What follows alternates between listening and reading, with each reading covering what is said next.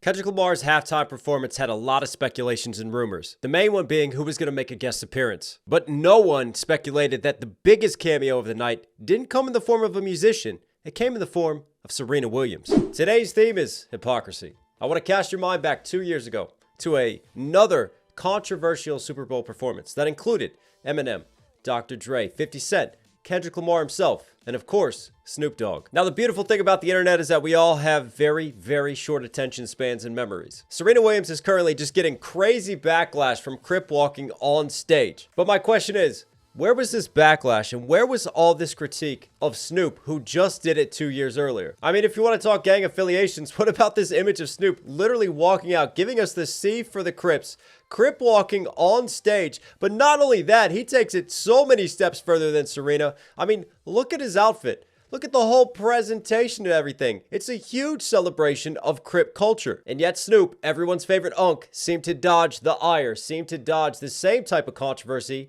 and issues that people seem to have with Serena. Now, yesterday I talked a little bit about social media propaganda and how, as an influencer and as someone whose job it is to keep an eye on the trends, to always keep an eye on socials, you start to really recognize patterns. You can really recognize when there's a concentrated narrative that someone is trying to push, that they're really trying to sell, to shape the minds and shape the opinions of the public. Now, I'm sure a lot of you have seen a post like this on Facebook, on X, on Instagram in the past few days. Serena Williams' sister was killed by Crips. Today, she was crip walking on live TV to get back at her ex Drake. And the funny thing to me is that exact text, that exact presentation, literally word for word, was copied and pasted by countless pages, right? Hip hop news coverage pages, different news agencies, different influencers. I saw it everywhere. And I saw the exact same headline and the exact same quote. And look, words have power. Words carry weight.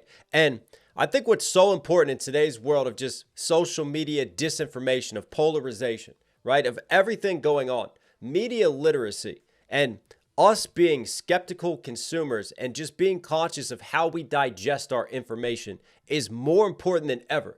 The greatest thing that we can do is to continue to stay educated on issues, right? To continue to question headlines that we read, to understand the roots of where they come from. Also, it's important to understand the sources of those headlines. You know, what side ideologically do those headlines tend to lead? Because to be a true consumer of news in today's world, it takes a lot of work. It's a lot harder than you think. And you can't just get your news from social media. That's not going to be healthy for you. That's not going to give you a balanced worldview. Also, you shouldn't get your news from one singular site or another, right? You should read opposition ideologies who cover the news. You should try to give yourself a balance so you can see how the exact same story is being covered and spun in different ways across the news and media spectrum. And I think this Serena Williams situation is just a great example of how that propaganda and how that media machine just gets spun. Because think about it. Serena Williams crip walk at the Super Bowl. That's the objective fact of the situation.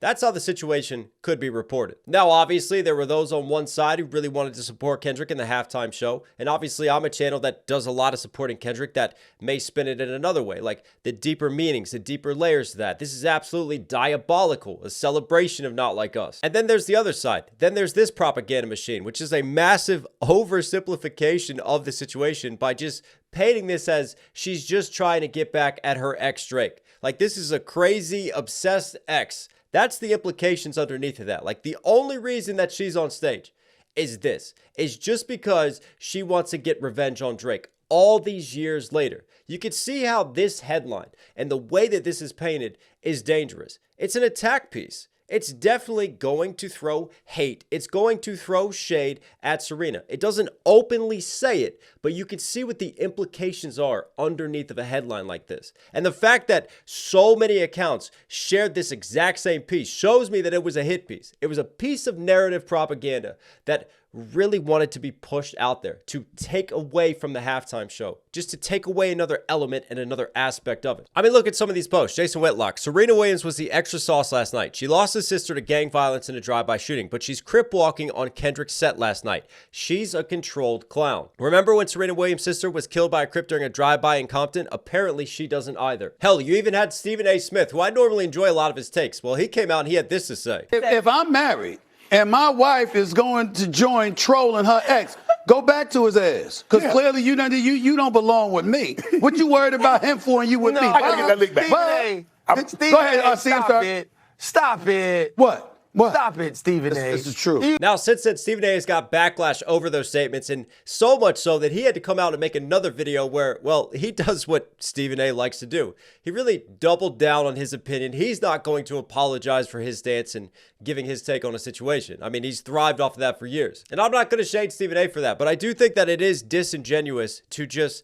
narrow the argument and to just paint it in such a one-sided light and one-sided perspective on it, because it just twists how the audience is going to interpret it, how they're going to judge it, how they're going to relate to it. And Serena Williams' husband has clapped back at all this. And I think he's had a great response to this situation, which really puts it into context. Some of y'all have no idea how criticized Serena was for the same dance at Wimbledon 13 years ago, and it shows. This is bigger than music. Serena herself even made a post on Insta when Kendrick Lamar and team called and was like, "We've been trying to do something forever. What about this? We loved your crip walk at the Olympics after you won the gold medal." And yeah, she cripped after she won it. She got so much backlash and media hate from that situation. I'm like, Super Bowl? Are you serious? When in the world would I ever be able to dance at a Super Bowl? Never. Let's do it. I knew my winning dance after the Olympics would pay off one day. End of story. And what are we doing here? It's a once-in-a-lifetime opportunity to play at the Super Bowl. Serena Williams is not even a musician. When else is she going to get a chance to go on one of the world's biggest stages and appear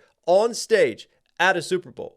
When opportunity knocks, you take it. You take absolute advantage of that situation. If you've been asked by Kendrick Lamar, who is huge for the culture right now, and let's not forget the West Coast connection. Let's not forget the LA connection, right? This is a local thing, right? This is a West Coast thing. This is a hip hop thing. Serena has a chance to not only put on for the West Coast, but also show love and support for Kendrick Lamar, who is doing his everything to rep the West Coast right now. It's a no-brainer for her. And the thing I love about how the media spins this is that there's no mention of Drake. If you want to try to paint Serena as being this crazy, obsessed ex, well, Drake's the one who throughout his music has been taking indirect shots still at Serena Williams all these years later. I mean, let's not forget Middle of the Ocean 2022 when he literally called Serena's husband a groupie. Sidebar, Serena, your husband a groupie. He claim we don't got a problem, but no boo it is like you coming for sushi. I mean, here we go again though. Here's Drake trying to take shots, trying to divide a family, right? Coming for a marriage, coming for a husband and wife relationship, taking shots at the husband, trying to embarrass him, trying to paint him in a negative light. And this is a theme that came to light in the battle, right? Drake has this tendency to really go after people's marriages, to go after their relationships. It's almost like because he's been through so many failed relationships, he has to take out that angst and that hate on others. He can't see other couples be happy. I mean, hell, look at what he did with LeBron. Look at what he did with the Fighting Irish freestyle. And again, trying to insert himself in places where he doesn't belong. And I would say the same to Stephen A. Smith, sort of inserting himself into the dynamic of Serena Williams and her husband. Her husband has come out publicly. He obviously has zero problems with that. He has no issues with this situation. So why do you have an issue with it? Because to be honest, it's none of his business. It's none of my business either. That's their business. That's their relationship. If they're cool with it, if he's happy, he wants to support her, then that's it. We're done. And like Alexis said, and Serena, this is something bigger. And I see this manipulation of the Super Bowl. I see this oversimplification of the Super Bowl, which is why I made yesterday's video, which is why I spent last week doing such a deep dive breakdown to try to help people appreciate the details and the Easter eggs and the true deeper messages and meanings behind it. And this is essentially that greater, wider landscape, that meta battle, but simplified into the Serena Williams situation. This Super Bowl is not just about Drake. Kendrick Lamar took the opportunity on one of the world's biggest stages to make a greater statement for the culture, to make a statement to America, to make a statement about the black struggle, about the black identity, to make a statement for the West Coast, to make a statement and stand up for the culture. And Serena Williams felt that message. She felt that empowerment. And Kendrick gave her a chance to stand up for herself because she hasn't forgotten that backlash from the Olympics. She hasn't forgotten the way that she was attacked, the way that people came after her. And the symbolism of that empowerment for her is so important. And it contributed to Kendrick's greater message and theme. And at the end of the day, the Crip Walk has become something so much greater within hip-hop. It's a huge dance that, hell, most people know. Most people have probably pulled out at the dance floor before. You cannot simplify the argument by simply doing a dance. You are supporting gang violence. I mean, that's just small-minded, narrowest thinking at its finest. And I think, too, it also exemplifies double standards that we have in our society. Look, I'm a father of twin daughters. You know, I think about their future, and I think about their place in this world and how we perceive gender dynamics and gender identity. And I'm involved in an art form where there's still a lot of misogyny. There's still a lot of misogynistic lyrics that are involved within raps, within hip hop. And as much as I like to think that we've progressed as a society, that we've evolved over the years in terms of our power dynamics, in terms of how we perceive the roles of relationships, the roles of gender, you still have examples like this, where you have no issues